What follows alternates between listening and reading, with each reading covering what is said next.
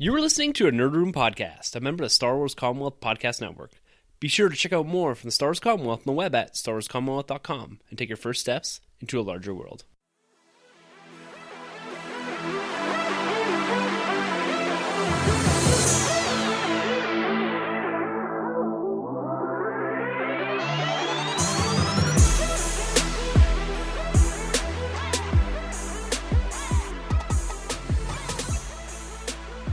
Hey everyone, and welcome to the Nerd Room. We talk all things comics and movies. This is episode number 83. We'll be answering questions from around the Star Wars Commonwealth. I'm one of your hosts, Tim. I'm Troy from 616. And I'm Sunjay. From? What planet are you repping? Earth 2? Earth 1? I don't know. Rebirth? What? Come on, DC. What's Do going it. on? Come on, I don't know. DC. What's the planet? Huh. All right, guys, we're flipping the switch here. I'm so confused. We're doing something a little different. We're going to slap an explicit tag on this episode. We're going live here with questions. So we can swear? We can swear. We can do whatever the fuck we want. Oh, whoa. We never told me there's swearing. I have a certain decorum here. And if there's going to be swearing, then I'm getting the fuck out of here. Now, let's not abuse this power. Just hashtags coming out of my mouth. In the comic book here. Yeah. We're going to take a shot at something different here this week. We haven't really ever done kind of an off-the-cuff questions episode. We're going to kind of free flow through this without really much structure. We talked to some of the guys over the Commonwealth and we said, throw us a couple questions. We kind of just want to do something a little different. And of course, our luck's going to be when this episode drops in 2 weeks from now, I'm sure as shit that the Infinity War trailer is going to drop. Oh, yeah. Something huge, right? Yeah, It's and we're going to be like, oh, I guess we should probably talk about that. But no, we're gonna do this differently. We're gonna take some questions here. Some of the guys from over at Gen X and Tumbling Saber threw us some questions, and we're just gonna candidly go at this. And I'm hoping that at the other side of this, we get something that's a bit more lighthearted and something that kind of maybe introduces the listeners a little bit more to our lighter side, as well as some of the questions in here kind of shed some light on us personally, which is another good thing I think here. And I got one at the end here if we have time that I want to throw your guys' way, just to see a little Star Wars question here. See if you're a scroll. Yeah. Oh, yeah. Shit, they caught me. First question, All Sunjay. right, let's do this. Please recite Yes. the opening crawl to A New Hope. Okay, I got this. A long time ago, in a galaxy far, far away. I'm gonna stop you right there because you're not getting any further. There lived a boy and a girl, and they were brother and sister, but they kissed. So is this? I want to tell a quick story before we get going here. So on the Talk Stores VIP Facebook page, one of the guys, I can't remember, someone posted it, but basically he played it off like a confession, and he goes, "Guys, I didn't know if I wanted to tell you all this, but." You know, from birth, you know, I heard my mom was a hottie, and I had a real attraction when I was in my teenage years to my sister. And he's going on and on about this stuff, like telling the story of, if you want to look at it from that perspective of A New Hope. Point of view. Oh, Yeah, okay. yeah. And he's going on and on and on eventually, and then he gets to the end and like how as he didn't know his dad and all this stuff. And I'm thinking, like, what is this is a Star Wars group. Yeah. What is happening? And like all this ancestral talk and all this, I'm like, okay, this is a little much for me. Like I got halfway through it. And then I open it up and then you keep going down and eventually it goes, and then my father was Darth Vader. And I was like, okay. oh. And all I text was, dude, like, this is happening on this site, like on the Facebook page. Tim was just about writing his angry email response. Like, let's keep this about Star Wars, people. Man. Like, no incest talk. That's in the incest podcast forum. Oof. You know it's out there. Okay, someone's got to take the internet away from this guy. It's out there somewhere. He's only got brothers. All right, enough of that talk. Let's get into our first question here. This comes from Rob over at Generation X-Wing Podcast. You can get him at Gen X-Wing on Twitter. These guys are killing it. Every Wednesday they drop a podcast talking Star Wars and pop culture. And I have to throw this out here. From a person that edits a podcast almost on a weekly basis, I appreciate the time and effort that goes into a podcast. But Rob goes next level with his editing. He throws in little clips that are relevant to the conversations, music, applause. He is good. He is. Solid And work. like it takes me a couple hours to edit our podcast, and I just don't have time to do that. Like the quality and the time and effort that he is able to capture with his podcast, incredible. So make sure you go check out Generation X-Wing. But the question he threw at us, this is a couple of part questions, so I'm going to kind of break it up as we go. He wants to know the origin story for the Nerd Room podcast and how we learned to podcast. How we learn? I'm still learning. This is a very iterative process. How not to scream into the microphone on a weekly basis. No, I still do it. Well, I was frozen in time, and this guy was possessed by a god. And Well, we assembled. You must have heard from my former girlfriends then, Troy, if I was possessed by a god. Jesus. Scratch that. There's big fat explicit tag on there. I'm not editing anything.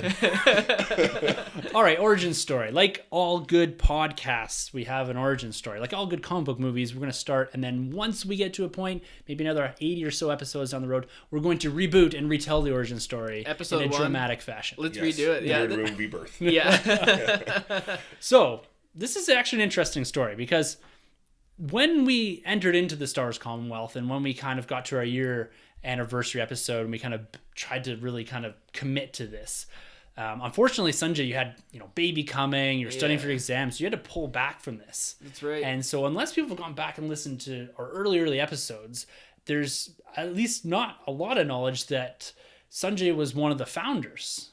And so Sunjay and I kind of cooked this up quite a while ago. We used to take walks to the comic book shop together. Sounds so romantic. It does. We'd Long have picnics beaches. on the beach. Yeah. Well, in the winter, whatever, summer, whatever, raining, pouring, we used to always go to the comic book shops or comic book shop.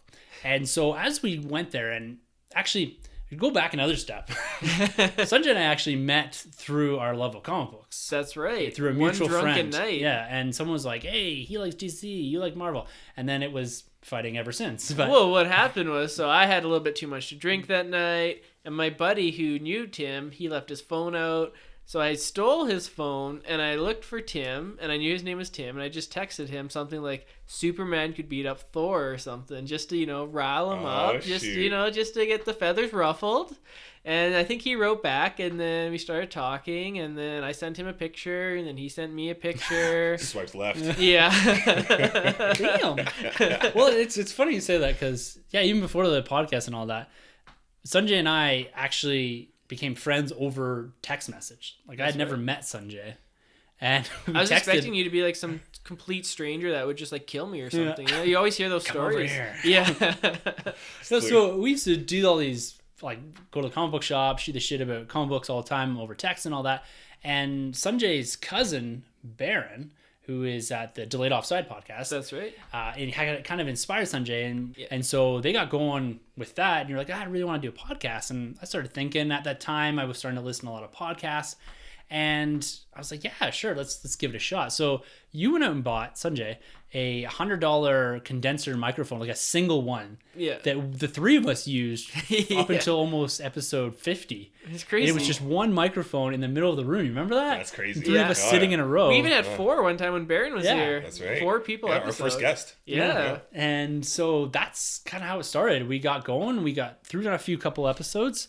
And we actually didn't even post to, like, the Nerd Room was the name of the podcast. Yeah. But it actually wasn't the site we were posting to. No. We were doing, because you had started a few other kind of podcast ventures there. Yeah. And we were posting to your 1912 That's right, yeah. Podbean site. The only reason why I still have that is because that's connected to my San Diego Comic-Con ID.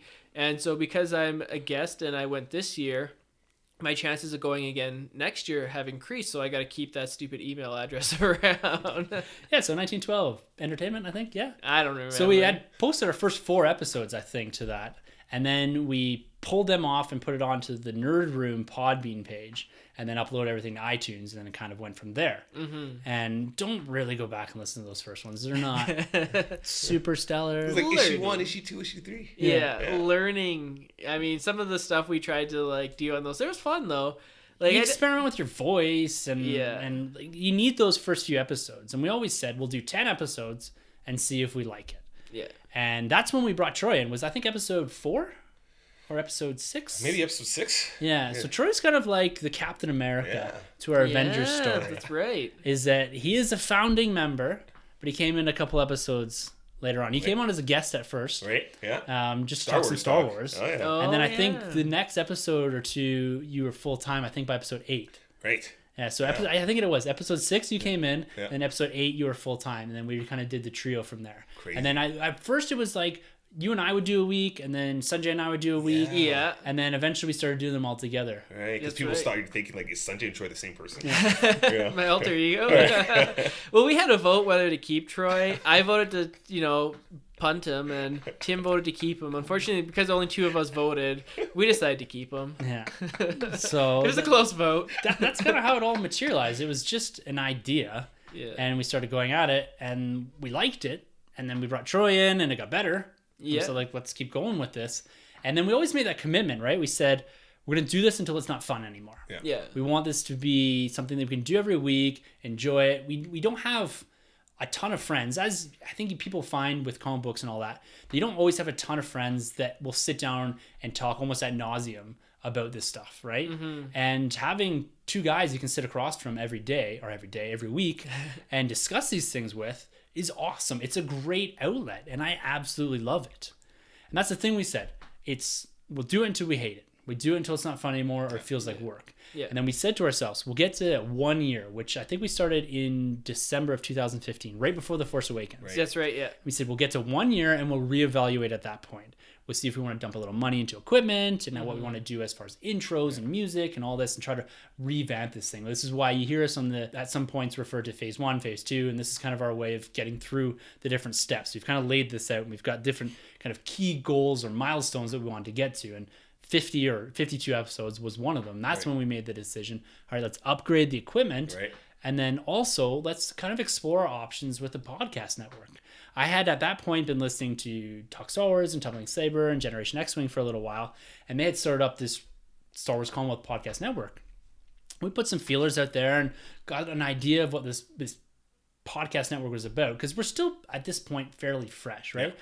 And you look at Podern Family that's on Twitter all the time, and what we're looking for was something with really good podcasts, great people, as well as a smaller community that we could be a part of and help build up. And I think that's really worked well with the Commonwealth. And that's really how we heard about it, was through the individual podcasts and listening to them and having that same love and admiration for Star Wars and podcasting. Right. And so I think we joined up in, I think about a year later, in December of last year, 2016. Yeah. And it's been there been ever awesome. since. Yeah, oh yeah. So from your guys' perspective, like how's it been over the last almost 2 years? Which is It's crazy. been awesome. It's just been like community building, right? Yeah. It's been so great, and just being able to listen to these other podcasts out there that have the same passion for Star Wars or just entertainment and just pop culture in general has been fantastic. And you learn a lot from listening to these other guys too, right? So it's just been a big learning experience, and you just stay hungry constantly. I mean, I love this. I love doing this all the time. I love being able to talk Star Wars and DC and Marvel, all that good stuff with you guys. And I love hearing other people's point of views. And this is such a fun experience right now. What we're doing is questions, because I always love answering some people's questions, and I want to give more questions or ask more questions to these other Commonwealth members, because man, I just love to know what's ticking and how it works. So this has just been a great experience all around, for sure. Yeah, no, I would totally have to agree with that. I didn't even know where we were going to take this when we started this, and I've had so much fun doing this, and I think the people that enjoy this the most are probably our wives, because now I don't just talk constantly to my wife about comic book stuff where she could care less about. I actually go over here and talk to you guys about it, so that's kind of nice. And it's nice building the community. I mean, you send a tweet out and then you see someone else on the Commonwealth like it or ask you a question, you're like, oh, that's cool. I didn't even think anyone actually read my Twitter, so that was an eye-opener for me. It's a great community to be a part of. I absolutely love it. I talk to my wife all the time about these guys from the Commonwealth, Mark or Kyle or whomever, Corey, and they're people I've never met, but I talk to them more than I talk to some of my friends that I've known my whole life. Right. Yeah. Almost on a daily basis, which is really cool. It's a really cool way to foster communities through the love and passion of something like Star Wars. For sure. And being a part of it's fantastic. Yeah, it binds us all together. Yeah. For sure. Yeah. Sanjay, listening to Tumbling Saber this week, James, one of their hosts, has unfortunately had to step back because of life commitments and all that. And one thing I wanted you to share here with our origin story in our podcast is you taking a bit of a step back and then coming back in a big way. Yeah. Because when you step back, it's when we're kind of making the decisions as to where we want to take this. And because of what you had going on in your life, it was just too much, right? It's committing to a couple hours a week and then this and that and the other thing, right? And then we took about 4 months off, right? Yeah. Ish, 5 months off. Yeah. And you came back for a couple reviews, and then it was just like, boom, here we go. Can you give a little insight just as to your decision to leave and as well as your decision to come back? Yeah, no, that's a good question. So my wife and I just had a baby at that time, and I was studying for my CFA exam, which if anyone's taken it or known anyone who's taken it, it's pretty much takes up your entire life. It's a lot of studying, add into that a new baby. So I didn't have a lot of spare time on my hands, and, you know, I didn't really want to be flaky for these guys, you know, show up and then not show up for 2 months and then show up again and then not show up again, you know. So I was like, that's not fair to them, you know. Maybe they could find a third amigo, or maybe they could find like a third musketeer to join their podcast. And I didn't really want to hold them back. So I was like, yeah, I'm going to step away, and I'll still listen to the podcast. And I did listen to it while I was at work. Thank you. I stopped listening now. I don't listen at all. Yeah. Oh, hell no. But no, I still listened, and I was like, yeah, like I really enjoyed listening to you guys talk. And I was like, yeah, you know, and then I was talking to Tim, and then I can't remember what movie came out. I can't remember, but I was like, yeah, like I'd like to. It was Logan. It might have been Logan, and I was like the first comic book movie of the year. Yeah, and I was like, I really like this, and I was like, I really want to talk about this, and you know, give my thoughts, and I was like, okay, let's do it, because I think it was just after you guys did your like top 10 movies of that year. Yeah, like the wrap up episodes for the year. Yeah, exactly. And I was like, oh, I really had fun doing that for 2015. I was like, I missed that. Like, I really wanted to do that for 2016. But then you guys started your most anticipated list, and I think that's the first episode that I came back. Right, that's right. Yeah. And I was like, okay, like, so I can show my favorite for 2017. And then, you know, I just had such a good time, and I had so much fun. I was like, I got to do this again. And then I think I like waited a bit, you know, let my life settle, and then did Logan review, if I remember correctly. Yeah. And then after that, it was just every week. Things started settling down at home, and I had more free time on my hands. So I'm like, yeah, let's just, you know, I had fun, and I still have fun. So I was like, let's just do this. And so I was really glad that I was able to come out and be I guess I'd come out and be a regular. The Trinity again. Yeah, we're back. Yeah. Yeah. Yeah, so thanks for having me back, guys. I mean, I know you guys voted to keep me, and I appreciate that, Troy, even after I tried to evict you.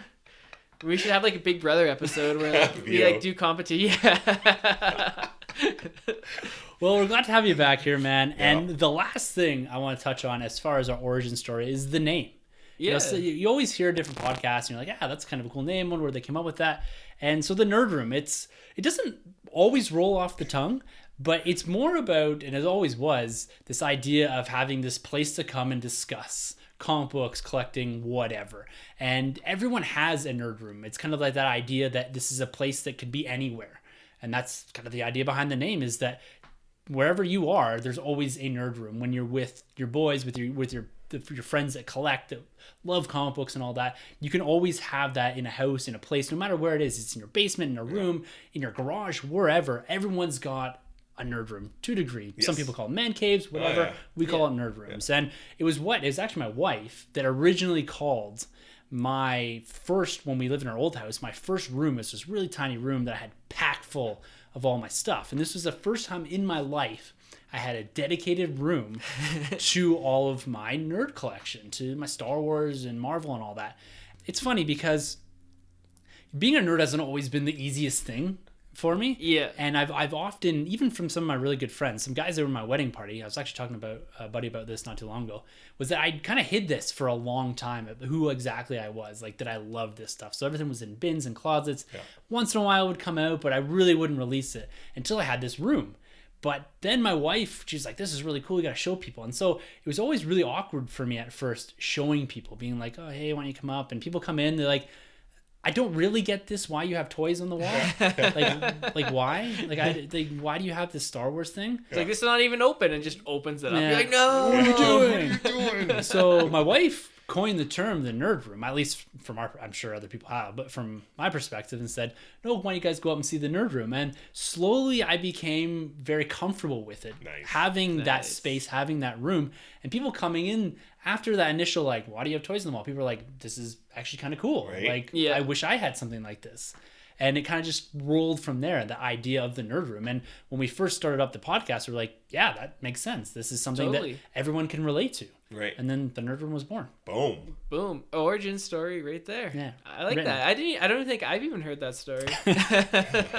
Just how it is. Yeah. So let's answer this one last little bit of Rob's question here. How did you learn to podcast? I know we said it's kind of an iterative thing, it's something we go back to, but maybe throw out one thing that you do maybe weekly or bi-weekly or bi-monthly or something like that that helps you kind of refine your podcasting techniques. All right. So what I did was when I was starting to podcast, I thought I have to think like them.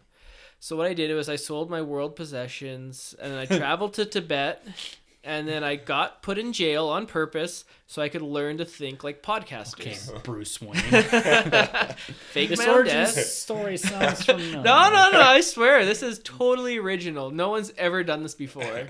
Then I sold my multi-billion-dollar company. No, honestly, how did I learn to podcast? I just kind of, whenever I podcast, I just try to think of it like a conversation and just try to talk to you two knuckleheads. I'm bringing that term back. So I just try to talk to you guys, and that's pretty much what I do is just consider this one big conversation. Yeah, pretty much the same. I try and keep it just like, a conversation amongst friends. And sports talk. I like a lot of First Take, so those guys do speak a little faster, which is, you notice I, like Flash, I kind of zoom through a lot of my hopefully you don't things. zoom through on your wedding night. Maybe I will. Maybe I will. Well, I guess this airs after your wedding night. So. Hope you didn't. Yeah. But that's basically it. And I'm still learning. I'm not a pro by any means. So every day or every week at least we come out here and I listen to a lot of the Commonwealth too. I learned a lot from you guys. So yeah, that's pretty much it for me. Exactly. I think revisiting yourself sometimes. I listened to our podcast after editing it for several hours. Right. I'll go back and re-listen to it. Maybe not right away, but just kind of like it helps you refine and you pick up on words that you say a lot, like or or and stuff, and you try to cut back on all that. Yes. I think it's important to kind of revisit things that you've done just to try to help yourself improve. Absolutely, yeah. Yeah, but I think that's one other thing that I wanted to say there. Doesn't matter. No, you didn't. No, I didn't. Forced joke. Okay, well, thank you very much, Rob, for that question. I hope that gives you a little bit of insight as to the origin of the Nerd Room podcast and a little bit about how we fell into ranks with the Star Wars Commonwealth. That's right. So, and make sure you go listen to the Star Wars Commonwealth when we're talking about them. We've got Generation X-Wing, Talk Star Wars, Tumbling Saber, Rogue Squadron, Sky Opera Podcast, and our newest member, San Diego Sabres Podcast. That's right. We're going to have to hit him up when we go to San Diego Comic-Con next year. That's right. What's your choice of weapon? Oh, easily my choice of weapon is the Darth Maul double-edged lightsaber. Nice. Tim, what are you rocking? I'm loving the Ahsoka Tana double lightsaber. With like the cuff, the bend? What's the guys at San Diego Sabres going to kill us here, but what's her pose? I love that. Like, they're saying it's like the form 4 or 5, I think they're saying. With like the reverse lightsabers. Yeah. Oh, so you know what? They're saying that's what they think Rey's form is. Yeah. I thought Rey's form looked very reminiscent of Starkiller from The Force Unleashed and Force Unleashed 2, but I don't know exactly the form of hers. I just like the idea of two lightsabers, but that she holds them backwards. Yeah, that's awesome. They're not up. Like, I love that That's look. so cool. Yeah, it's cool. Yeah. You? Well, after reading the Vader comic, I'm totally going after Vader's lightsaber. And the way he achieves this thing, most impressive. Awesome. Yeah. All right, guys. Our next question comes from Kyle at the Tumbling Saber. What up, Kyle? Yeah, you can catch them on K-Dog. Twitter, the Tumbling Saber. And he writes, "Hey, Tim, Troy, and Sunjay. I hope all is well. No. Not right yet. Most of us read comic books for the fun of it, of course. But I'm equally sure we like knowing that our 22-page book carries significant dollar value. So my question to you guys, 1, what is your most valuable comic? And 2, which comic holds the most sentimental value? There's a third part to this, which we will get into, but let's kick it off with those first 2 questions. Cool. I don't really have too many super valuable comics. Most of the comics that I do collect are from the 80s, 90s, and 2000s and today, so they're not super rare. My most valuable comic, I think, would be Batman #1 from the New 52 run. Nice. I think that thing's gone up in value quite a bit. It was such a good run from Scott Snyder. Other than Greg Capullo, yeah, the man. Yeah. Oh yeah. Besides that, I think I got like a Justice League issue, which the movie is supposed to be based on, from the 70s, I believe. So that one may have some value. I don't really know. I don't really price them, but I guess if I had a gun to my head or a proverbial gun to my head, those would be my two. My sentimental comic would definitely be Justice League #1 from the New 52 run. It was the first comic I ever purchased as an adult and the first comic I ever read.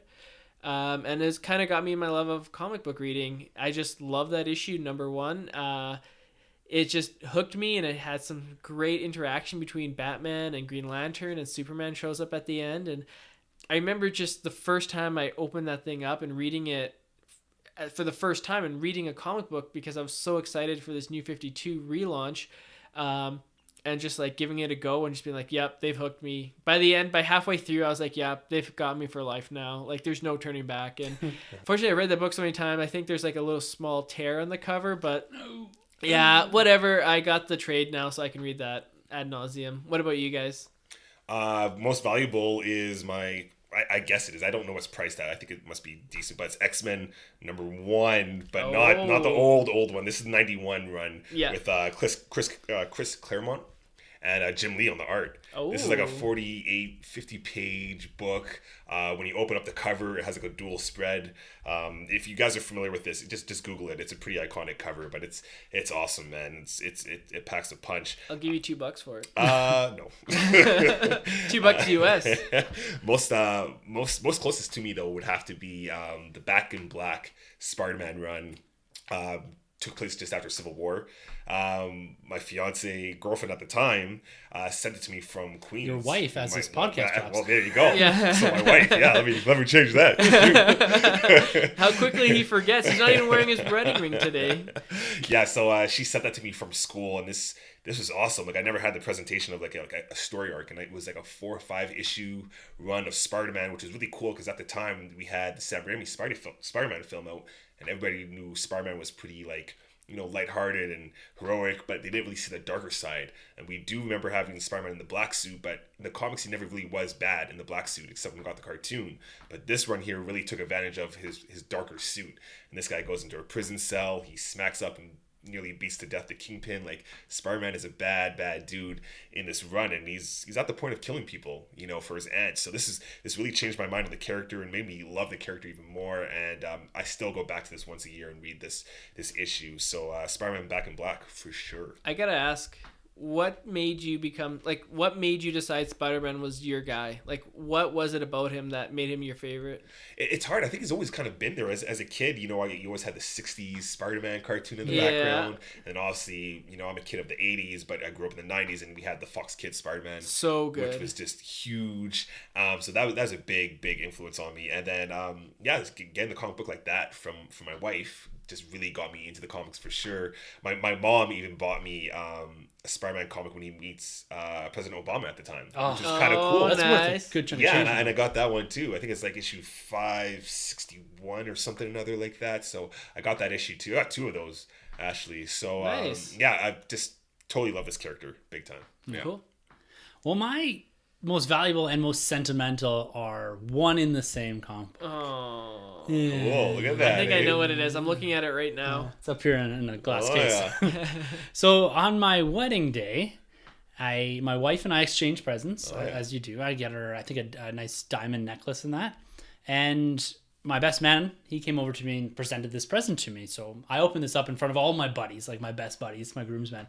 And I crank out an Avengers #1. Ooh. CGC graded at, it's a 4.5, but still, this book, I looked at it and I was like, what the fuck is happening?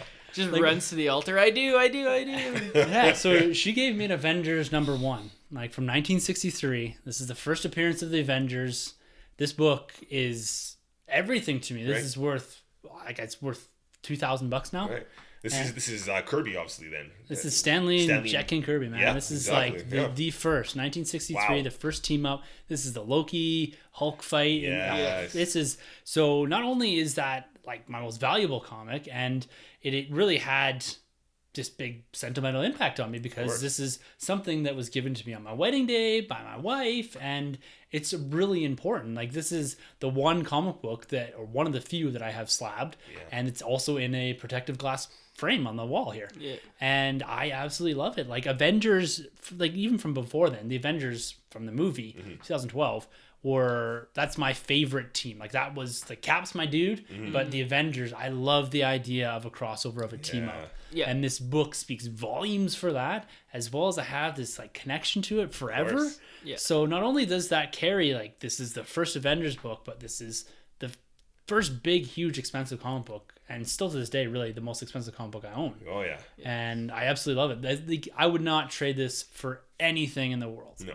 Like, because of the connection I have to it, and because it's Avengers #1. So Oh, that's mine. Man, Incredible. That's a great question. it's incredible. You know, yeah. your wife texted me about that maybe like a month before your wedding. She was like, I'm thinking of getting Tim Avengers #1, and I was like, oh my god, that's such a good idea. Like, you should definitely do it. And so she was send me some stuff. She's like, I saw this online. Like, this graded this. What does that mean? Like, and all this stuff. And I was like, yeah, no, let's get this. Like, this looks good.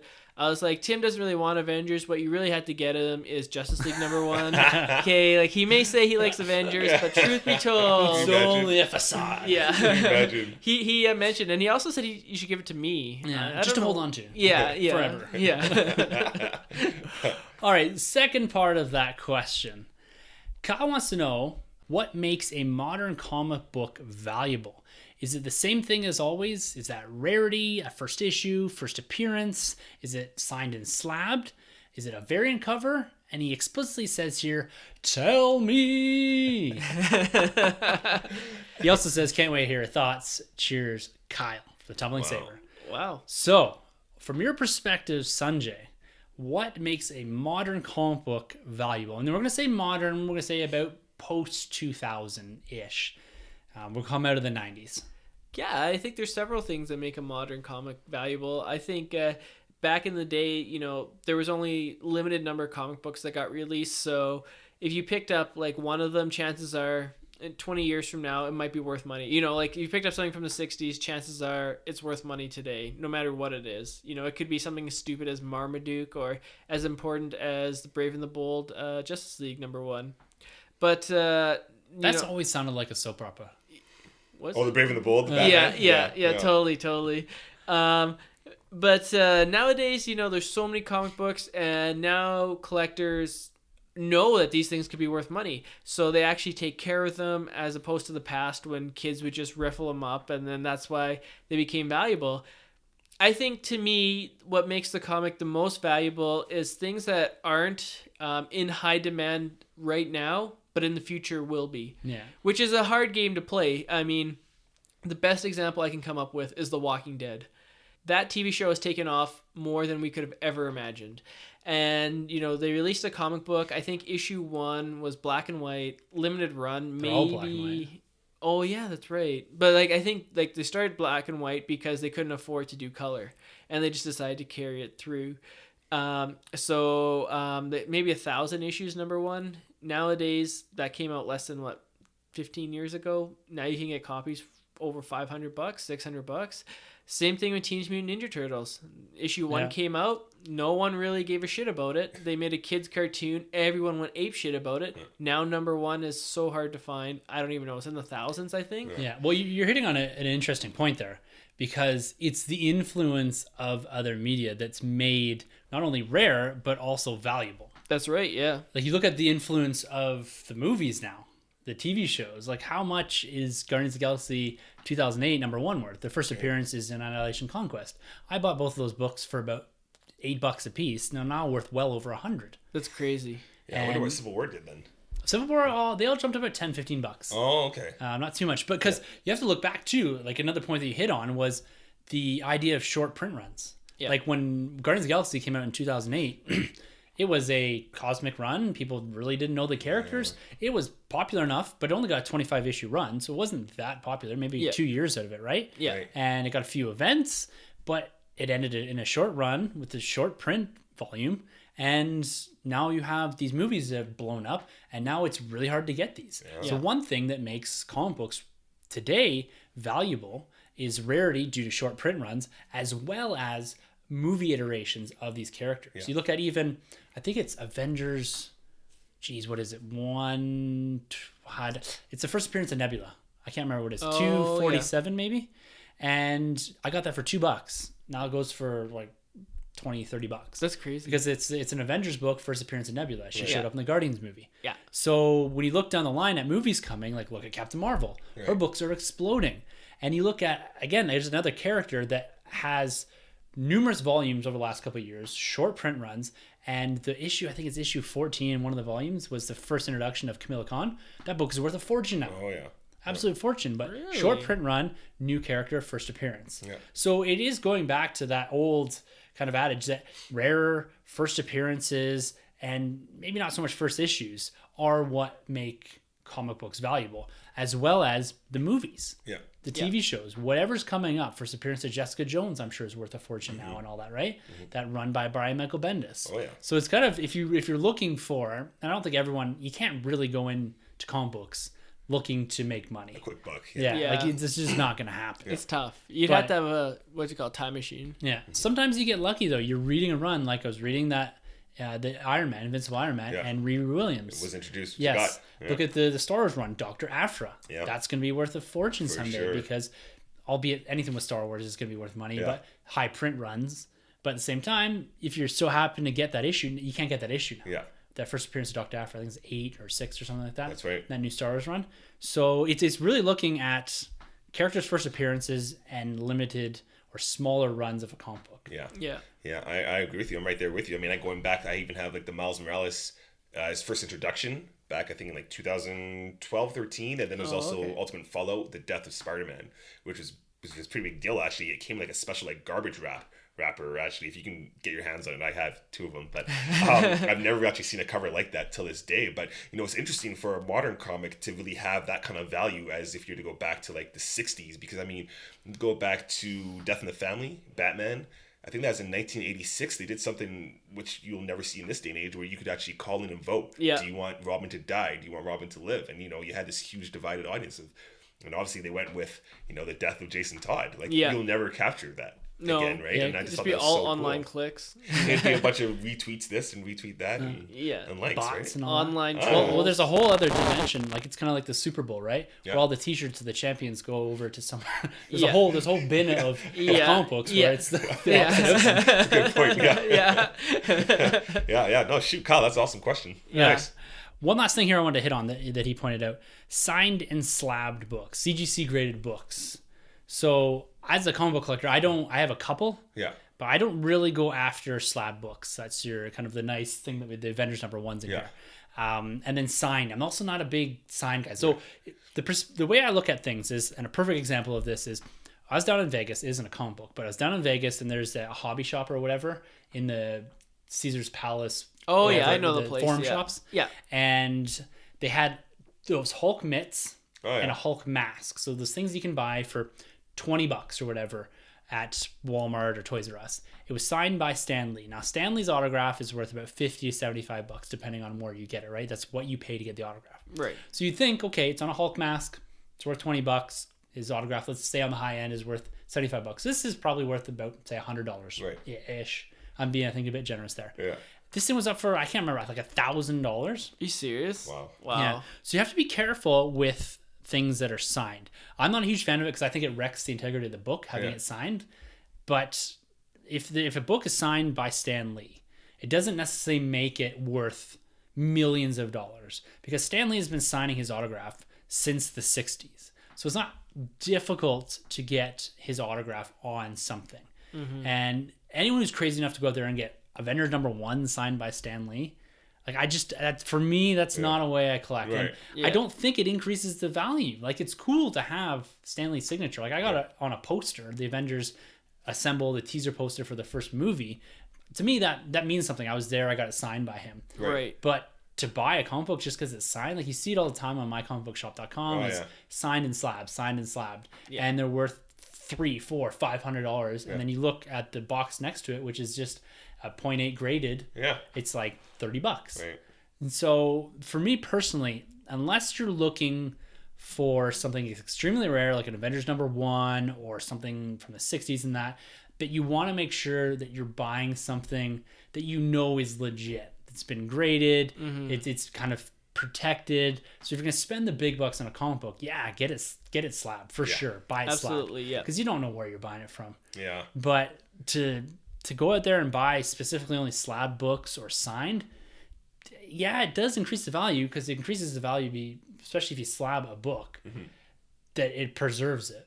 But if you look at, like, let's take an example, Star Wars #1 that just came out. Okay. There was 1 million of those sold, right? How many 0.8 or 9.8s or 9.9s or whatever slabbed copies of those out there? Probably hundreds. Yeah. So at the end of the day, does it make it more valuable?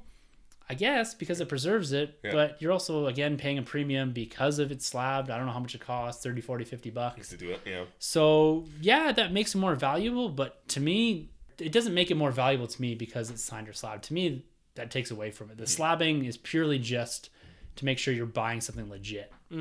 So No, fair enough. Good point. yeah. Well, Kyle, thanks, man. Yeah, man. Great question. Kyle. Awesome.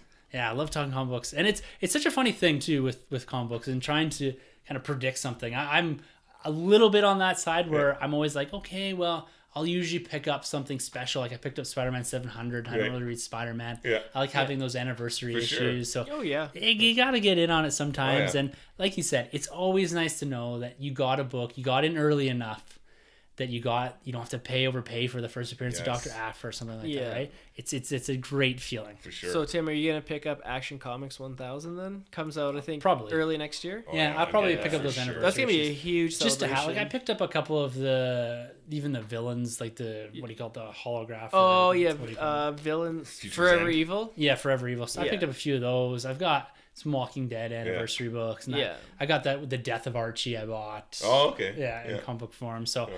I do try to get stuff like that, just to try to get ahead of it a little bit. For But sure. all right, guys. Well, our last question for this episode comes from Corey from the Tumbling Saber podcast. That's Chop Rules with a Z With a Z. Cheers. With a Z. on Twitter. And Corey's a big collector. Him and I are always bouncing back and forth on Twitter on that about collecting. He's got a pretty dense collection. This guy is a madman. He's into Wild man. Yeah, he's into Black Series. He's into Marvel Legends. Go and check him out over at Tumbling Saber. He's often talking about his recent finds. This guy, we have a bit of a kind of, we're always looking out for each other because he's over on the East Coast. Last week, the Clone Commander Gree he picked up, and so he's had a lot of luck with the 40th anniversary. Yeah. Nice. But he writes, "What up, boys? Loving the show. Keep up the amazing work as usual." Thank you. Oh, makes us feel so good. Thanks, man. Have a few quick collecting questions for you gentlemen. Tim, I know you like to keep your collectibles boxed for most part, and Troy, you seem to prefer displaying them. And well, Sunjay, I'm not really all that sure. I'll have to show you guys my nerd room. Currently moving it to the basement. I'm setting up more of a... got that nerd cave going on. Setting up more of a movie theme with I don't know, you guys have been to my house, but you see the bookshelves of all movies. Nice. I'm adding another one, so I think it'll be bookshelf 7. Excellent. Just nothing but movies. So There you go. Against the backdrop. All right. Well, he continues with, so what are some of the criteria for you all to make the call on whether or not you open your collectibles? I am on the fence with a lot of my stuff. I don't think I'll open much, but I was hoping you could provide some insight on how you also got into collecting, but as well as how we make a decision to box or not box. So, Troy. Cool. Well, how I got into collecting is this guy over here that hosts the show. yeah, this guy right here. Yeah, Tim got me into collecting pretty bad. I mean, as a kid, obviously, I grew up. I collected some Toy Biz and Power of the Force. Is it? Yeah, Star Wars. I used to mess with those a little bit, and obviously Legos. But then I grew up, and then I went back to being a kid again after I met Tim and buying these toys. He's kind of like Peter Pan. Yes. Pied Piper, maybe. Yeah. No, don't they all just die?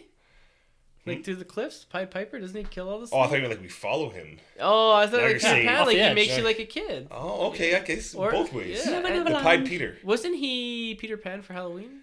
Me? I wasn't one. Yeah, Yes. that's right. Yeah. Okay. I see where you're going. Yeah. Dark Side Peter Pan.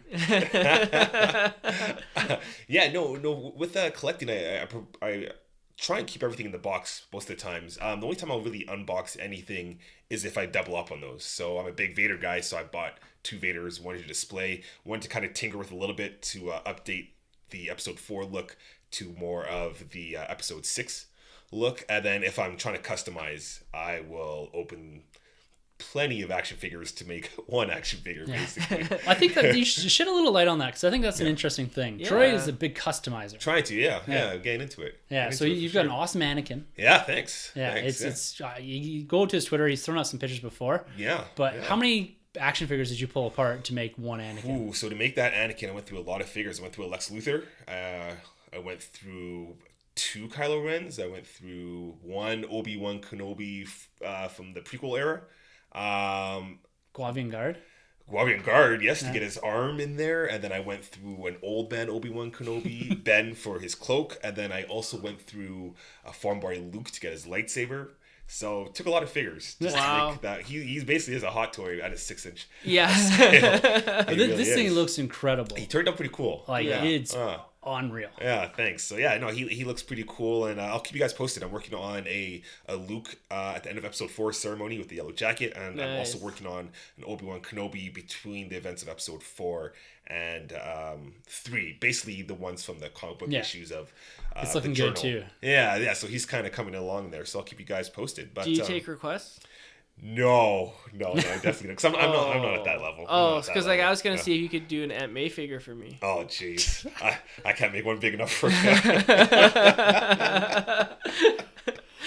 All right, Sunjay, what do you collect other than Aunt May? She's Miss May. Notch on your belt. You try too much, You're not Superman. I still don't remember that. Oh, that's episode 1. Not episode 1. That's the first one. The first one. I love that Yeah. you're referring to things as episodes now. Yeah. There you go. Sorry, before I cut you off, Troy, do you have more? I think that is all to the question. What do I collect? I collect DC collectibles, Marvel Legends, the Build-A-Figures for sure. Obviously, Star Wars Black Series, pretty much everything in the 6-inch scale. I also do collect the Marvel Selects. Those are absolutely in the box. I will never open those guys. I think the detail on those things are incredible, but the articulation suffers quite a bit, whereas the Marvel Legends, you get more posable articulation out of them. So yeah, and I also collect the DC animated line of Batman, and I want more of that animated line. I want the Superman, I want the Justice League Unlimited. That'd be so cool. It's a great line. Yeah, I agree. I mean, I would love to get like the Aquaman with the hook hand. Right? Yeah, I don't even know why wasn't he on that show as a regular. That kind of pissed me off. I have no idea. Maybe because of the cartoon and the hook hand. They just pissed me off. Yeah. Why they got to shit on Aquaman? I don't know. I don't know. Well, he's getting late now. Yeah, man, he's there lit. You go. Sunjay, what do you collect? What do I collect? I collect everything. I collect human skin, and I collect souls, and I collect everything. That's my, creepy thing. I don't know. Buffalo Bill over here. Yeah. Well, the big thing I collect is movies. I started with VHSs as a kid. I don't have too many of them anymore, but I upgraded to DVD, Blu-ray, 4K. I just bought some of them, even though I don't have a 4K TV yet. But it's funny because it used to come Blu-ray with the DVD. Now it's 4K with the Blu-ray as kind of like the add-on. DVD. Yeah, right. Exactly. So I saw the trend. Blu-ray's on the way out. And this guy over here, Peter Pan Darkside over here, got me into Steelbooks. Whoops. Which started taking up all my collections, and I think I'm at 102, and I just started collecting like last year, not even. That's 102 Steelbooks, yes. Ladies and gentlemen. Yes, and they're not cheap. Some of them, can range from Iron Man 1, which I don't own, but which was only a Future Shop exclusive in Canada. So you're looking at over $200 for that one. Wow. Yeah. I still want to get that though. To some stuff you get cheap. I just picked up the new Godzilla one for $10 online like last week. So came from Germany somehow. I don't know, but I don't question it. I also collect comics, as you know, and I collect the DC Multiverse movie action figure line. So that includes, started with Man of Steel, got some of those, and then I moved on to BVS, so I got the whole set of that, except for one. Suicide Squad, I skipped for some reason. I don't know why, I think it came out at the same time. Academy Award winning. Yeah, that's the art and direction is that film. You got to refer to it from now on. Suicide Squad. Line though, eh? Mattel, yeah. Okay. It's a little bit better. Their line, the multiverse, a little bit more articulated. Right. A little bit more expensive. You're looking at about $25 to $30 in store for each one. Sometimes you can get them on sale. Sometimes. And then so I got Wonder Woman ones and Justice League coming out. Those look really cool. And lastly, movie posters. So I've collected just DC, because Tim as well also got me into that. I'm doing a little dance over here. Yeah.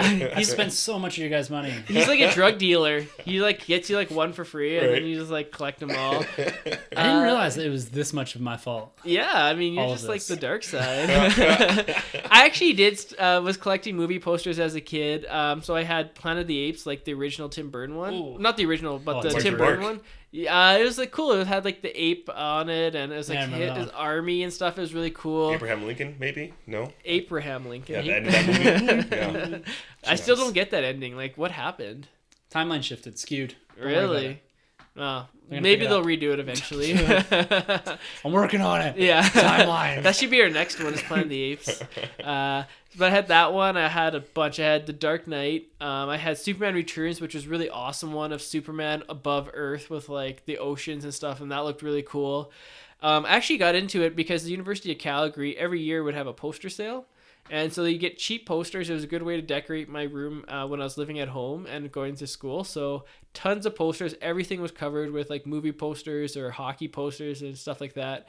And then when I moved out, I kept some of those. But then Tim told me about like, no, you got to get, I think it's like what, 27 by 40? 27 by 40, double-sided. Double-sided. So I started upgrading to all those. And Ooh. so I've got the whole DCEU line from Man of Steel all the way up to Justice League. But I still got to get that awesome Justice League, that new one they released, Alex Ross one. Ooh. Inspired. Oh, that's amazing. That's the best movie poster I've ever seen. So good. I don't know if it'll be on that, though, because it's a wide poster. Yeah, I don't know if they'll release it. I think I did see one where they had moved them around, so it was more kind of Oh, vertical. Yeah, okay. 27 by that one. 40. Yeah. So sorry, just to cut you off there. Poster collecting, 27 by 40, and the double-sided is what you get in a movie theater. It's That's right. double-sided because the light shines through back. You don't get Yeah. it looks better. Yeah. And 27 by 40 is that actual size of Yeah. a poster. And you know, it's funny you say that. One of the best finds of collecting I ever got was I messaged this guy in Kijiji who used to own the movie theater here in Airdrie, which is a small city just outside of Calgary. And he had a Dark Knight one in pristine condition. He said, this is the one I put up when the movie was showing in 2008. I took it down, but I'm moving. I need some money, so I'm selling it. So, you know, I bought it off him. I think it was like $25. Double-sided, mint condition. You go online now. This one is the one with him on the bat cycle. Yeah, The jumping. jumping, yeah. You're looking at over $200 for Oh this. my god. Yeah, and I The got Joker ones in that are worth Oh, a fortune. those ones. I wish I would have gone back and Yeah. got them, but yeah. So that's probably like one of my most like expensive collectibles that I have that's up on display at my house. But in terms of what to open, I open everything. To be honest with you, I'm never gonna sell these things. It's gonna be, you know, maybe if I'm like poor or something, I'd sell them. I guess, I don't know. Even then, I'd probably just live on the street with them. These are my posters. Don't touch 'em. Yeah. Don't touch 'em. Do you know how much is worth? Worth $200. Yeah. Can I have some change, please? Who's the poster guy? Yeah. No, I just open them. I display them. I keep the boxes though, so just in case if I ever did want to put them back in the box. But I just like the way they look outside. I think they look cool and light them up, and that's me. I mean, stuff you gotta open like steelbooks because I like to watch the movies, so Yes. I'm gonna open those. Movie posters doesn't make sense to keep them up rolled up. Action figures is the big debate, and I just open them, put them up on a shelf, and I think they look cool. I like them open, and I get to play with them when no one's watching. So Nice. Like other things. it's kind of like yeah. All right, well, my collecting story. Okay, how long do we have? Can I get a cup of tea? Just gonna stretch my legs here. I think I can watch the whole entire Titanic. Back to back. Yeah, here we go. And Wake in me up when reverse. this is over. All right, well, we're going to take you back to 1997? Ooh, Maybe? Okay, Jurassic Park 2? That's, yeah, that. Well, I can go back even further. So my collecting obsession begins as a young child. When 1990. Tim was born, he collected the umbilical cord that he came out with. You know, you really gotta have Still that. got it in a glass case. Mint condition. Tim's mom put him in a plastic bubble. You know, you don't want to get any dents on them. No dents, no dings. No, I guess you could go back to like even a childhood. Still have. I have in a box right here that I have no room for in my house. It's full of the 1993 Jurassic Park collection. The whole thing. In university, I went back and rebought in box the 5 action figures. Wow. The Robert Muldoon, the Tim, the Alan Grant, the Ellie Sattler, all of them. So I have them in here, mint condition, on card. With the JP stamped on the dinosaurs. Oh, yeah. Thing? That's why I remember. really? That's classic. Everything. That's classic. Wow. Yeah. So most of those other boxes, I was young enough to play with those. So I always had this like collecting obsession. A bit of it runs in my family. My dad's a collector. My uncle's a collector. My cousin's a collector. So everyone has their own little niche world. But I've always grown up with that, so it's kind of ingrained in me. Oh, yeah. And the 97 was my first go at Star Wars. That's when the Power Force 2 was out. Right. It's the first time I started seeing Star Wars movies. Actually, I owned a Star Wars figure before I actually saw a movie. Really? And so collecting was my avenue in. I was like, playing with these action figures, and someone told me, oh, hey, there's a movie. It's actually in theaters now that these figures are based on. And boom, there goes my brain. Mine explode. Yeah. At that point, I wasn't like, I got maybe 30 or 40 Power of the Force 2 action figures, all opened. So I did play with them at the time.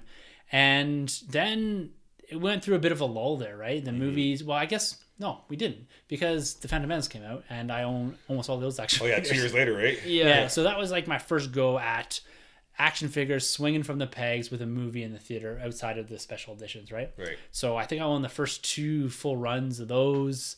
They're all open. I was still a bit younger and I was still into displaying on shelf at that point. And then after that, that's kind of when I went through that stage of, I'm going to put this stuff aside for now, because I was, I think 14 or 15 when Phantom Menace came out. Right. So I was a little bit on the edge of, you've gone through puberty and other things. You're in high school and all that. Yeah. So Is this where we talk about the change? yeah, this is where Tim's voice got deeper. yeah, it still cracks once in a while. And so as I go through kind of university and that, I'm actually, this is a kind of a fun origin story. This isn't really a question, but I'm going to go into it. So yeah, I go through university and didn't really do much. The only line I own nothing from is Attack of the Clones. Okay. So I didn't pick up Okay. anything from episode 2. But then, I'm hearing rumors, or not rumors, but episode 3 is coming out, get a big finale here in 2005. I think it was home for Christmas of 2004. And my uncle had in his wall, he had a Empire Strikes Back Darth Vader masked, or the Darth Vader collector case from the vintage line. Oh, okay. Yeah. And he had it open, he had it displayed, and he had all the vintage figures in it. I remember going in, me and my dad, and we're looking at it, I was like, this is really cool. Yeah. And from then on, it was like the following year, I really got into Star Wars collecting again. I dug out all my old stuff. I got all the Revenge of the Sith stuff. And then that following Christmas, my dad bought me a Darth Vader, the head, like the carrying case, as well as a eBay lot of vintage action figures. Nice. And it had a really nice Vader in it. Like I've got, I think, about 3/4 of the collection The now. pop color. The pop collar, the lightsaber, and all that. So my dad is what really kicked off. So I guess this would have been Christmas of 2005. My vintage collecting, and that's when like my renaissance of collecting happened. That's when it became big. Yes. That's when I was on eBay buying the Jurassic Park stuff. I was on eBay buying vintage. I was going back and making sure, cleaning up my collection, filling in holes. And then from then on, it's been full on everything. And I collect Funkos, Black Series, 3 3/4 inch. You look around to your Marvel Legends, posters. You got some selects. Selects. Yeah. I kind of do a bit of everything. I dabble. I'm not necessarily a completist, but I'm also an inbox collector when it comes to Star Wars. And why is that? To be honest with you, I have no idea.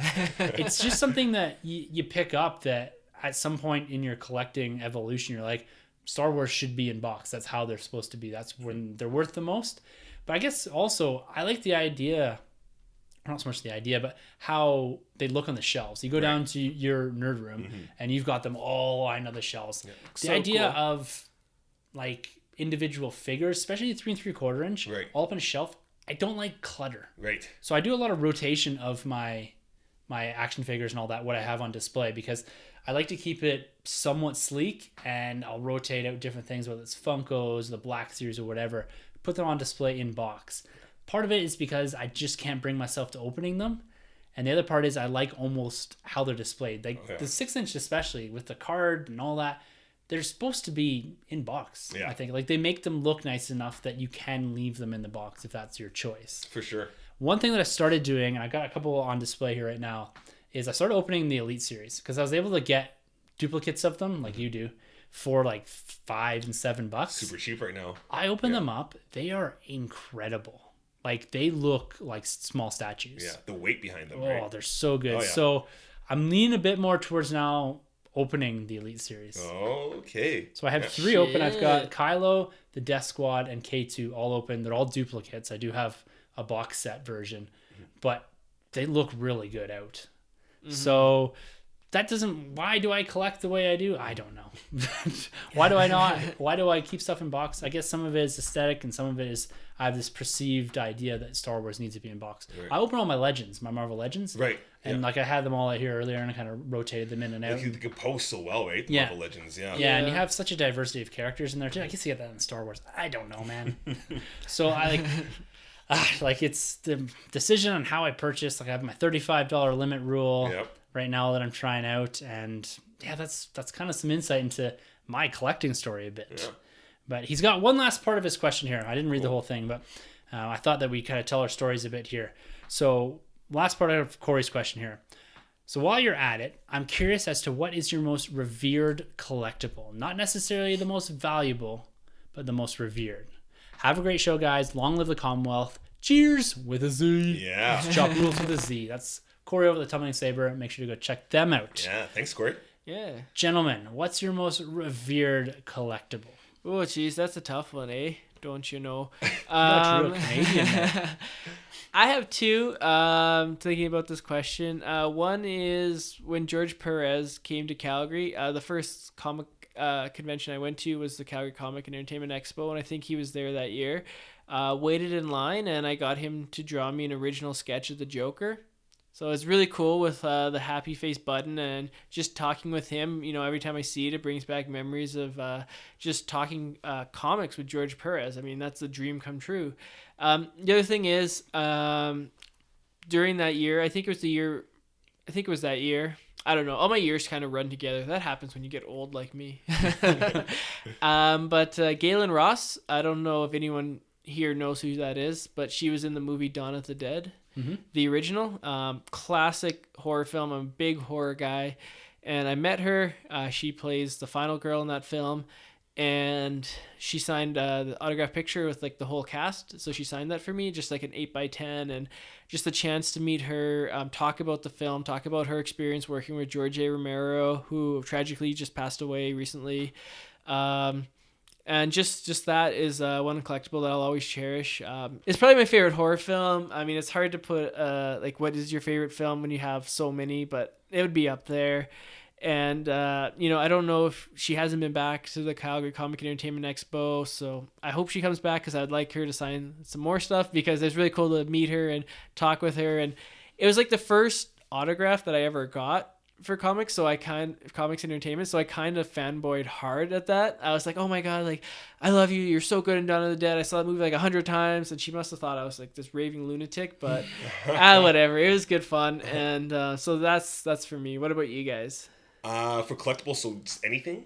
Your most what's your most prized possession? Not most valuable, Right. or could be, but what's your most prized collectible? Like the last thing It's tough. It's gonna be between 3. One is the Darth Revan. I'm a huge Black Knights Series. of the Old Republic, guy, and the Darth Revan in the Black Series 6-inch is something I've been waiting for so long. Like, we haven't really had I think we had a 3 3/4 of him of some sort, but you got to have a 6-inch scale of this character, and he's so cool. So I'm so glad I got my hands on him, and I like my Anakin. Like, I don't want to toot my own horn, but I didn't get a chance to get Anakin back in 2014 with the original Black Series. So the fact that I finally had a journey and was able to create it, and it turned out pretty decent. I like my Anakin a lot. It's and better by leaps and bounds than the one that came out from Hasbro. Like it is. Yeah. You gotta next week or when this episode airs, you gotta throw it up back up For on sure, because it blows me away when I look Thanks. at it. Like Thanks. it should be in a Hasbro box. Yeah, he turned out pretty decent, And the Vader that came out the 40th anniversary, I love it. So those three figures right there for me, I love. And my Superior Spider-Man run, I got the whole single issues, pretty easy to obtain, but I really like that that run by Dan Slott and art by Giuseppe. So yeah, that's my stuff right there. Yeah. All right, boys. Well, I did talk about my Avengers #1. Yeah. It's, of course, one of my biggest attachments, but I'd have to say one of the most revered or my favorite collectibles is I do have the Empire Strikes Back Vader head collectible case. I got it up here on a shelf here. Right. It's got the Empire Strikes Back card still on it. It is a bit beat up, but I kind of like the vintage stuff a bit more beat up. It feels used. I like that. Right. Yeah. So I have just a great connection to that, and it's probably up there amongst my favorite collectibles. And just because of, like, same with the comic book, right? It's stuff with collectibles you have an attachment to and a story to. It means a lot more. Like your journey with Anakin means a lot more to you than maybe some of the other action figures you have, right? And even with the Revan, it's a fan favorite or your fan or a character favorite of yours, and you chase that, right? You chase that hard. So it's almost that journey that gets you to a point with a collectible that makes it mean something. Yeah. And the other one I really love here is, I got sitting behind us, is my Lego Helicarrier. Badass. It's so cool. It looks awesome. It's huge. And the other reason I really love it, this is what I built in between feedings with my daughter when she was first born. That's precious. So we were in our house, and I had it out on our dining room table, and when the baby went down and my wife went down, I was middle of the day when I was on I had 3 weeks off or something. It was around Christmas, and I just built this thing, and I build a section a day, and I put this thing together over a couple of weeks. I was just doing bits and pieces of it, and so I love it because of the look, but also again, it has this attachment for me that I built this at a time when I was going through a major change in my life, and I'm always going to remember that about that piece. So for me, revered collectibles is something that you have this like intimate connection to. And I guess the last one here that I will mention, because we are sitting in here, I'm kind of looking around. I've got a big bust poster of Return of the Jedi. So cool. And it's huge. It's in a big frame. My wife got it for me for Christmas one year. And I'm a poster collector as well. I've kind of slowed down on it a bit. But when I look back at this thing, Return of the Jedi, 1983, this is huge. It's about 5 feet tall, about 3 feet or 3.5 feet wide. And I don't have space for it in here. It's kind of just leaning up against the wall. But it's another favorite collectible of mine because my wife got it for me. And when people take the time, this is something I've always appreciated about my wife, and which I'm sure you guys appreciate about your wives and that too, is when people take the time to go out and make an effort to get something that you love and that's way outside their wheelhouse, whether it's a comic book or an action figure or a poster or whatever. Yeah. And that means a lot to me. It's more so than just going and saying, like, here's a t-shirt. Like, you appreciate every gift that someone gives you, but that extra effort means that much more. And this poster sits right there for me. It's like she went that extra step and got something that I didn't have. Like, I did the 27 by 40s. It's a friggin' bust poster for Return of the Jedi. Yeah. So those are my most revered collectibles, I think. I got all kinds of other stuff. I can all sorts of goodies. Go on for weeks, days, whatever. But gentlemen, that kind of wraps up our questions. And thank you, Rob, Kyle, and Corey. Yes, this is a lot of fun. I want to continue to do stuff like this once in a while. For sure. Yeah. We promised off the cuff. I guess we really don't swear that much. Yes. We're just all clean cut boys. Clean cut. Like I guess it really doesn't kind of come out of the conversation very much. But yeah, I want to do more of these questions. So if you guys got questions you want to ask us or you want to be part of the show, you can always email us at thenerdrm@gmail.com. You can hit us up on our website. Our Twitter handles are at the end of the episode. You can comment on our Facebook or YouTube pages. And I think I said our website, but I don't think I said the name, thenerdroom.net. We've got some new stuff going up here in the next few weeks. We're going to try to continue to pump out some content, a couple articles a week to keep that website continually updating, as well as the podcast. If you want to go check that out, we've also kind of, like I said a couple weeks ago, we've kind of amalgamated all of the trailers and the Last Jedi books and all that stuff that we kind of recommend you go through before going into The Last Jedi. It's kind of all there on the site as well. So, gentlemen, this has been a lot of fun. I hope to do this again soon. Definitely. Again, thank you to the guys that sent the questions in, and make sure to go check out all of the podcasts in the Star Wars Commonwealth. That's Talk Star Wars, Tumbling Saber, Generation X-Wing, Rogue Squadron podcast, Skyper podcast, and the San Diego Sabres radio podcast. Well, hopefully this month we can get our Avengers review out, but it may be a week or two late because of travel and all that. We're all honeymooning. Well, Troy's honeymooning. We're coming with them. I got all these stupid business trips I got going on this shit. So, anyways, look out for that. That's coming soon. It might be into early September by the time we actually sit down and get to record that because of conflicts and schedules and all that. But we'll keep you updated on all that on the website. So, have a good See you guys on the honeymoon. other side. Yeah. We are on the other side technically with this podcast. We just recorded back-to-back That's podcasts, right. so Yeah. it's kind of weird because we're kind of in the future and we just recorded one in the past. Hello, future And self. something changes on either side of that. Troy's married now, technically, because we're in the future. Yeah. So, Hopefully. hope it was great. Hope Sunjay didn't get too drunk and made a fool of himself. Please, pants are coming off at this wedding. I think I'm in the last 5. Last 5, I think pants have come off. Troy, I probably should have mentioned that before you invited me. Even at my brother's wedding, my mom had to come up, true story, and pull out my pants on the dance floor. Can't wait. Yeah. This is gonna be- Interesting. Yeah. This was, or could have been, or already was, an absolute blast. Yeah. Yeah. Troy's wedding. Nice. All right, guys. Until maybe next week. I don't know yet. We'll see if we can record something or not because we're all the way again. But hopefully, until next week, for the Nerd Room, I'm Tim. I'm Troy. And I'm Sunjay. And thank you for entering the Nerd Room. This has been a Nerd Room podcast production. You can find our hosts, Tim, Troy, and Sunjay on Twitter at TheNerdRM, TroyTheBoy87, and Sunjabby. For more content from the Nerd Room, check out thenerdroom.net. And don't forget to subscribe to the Nerd Room on iTunes, Podbean, and YouTube.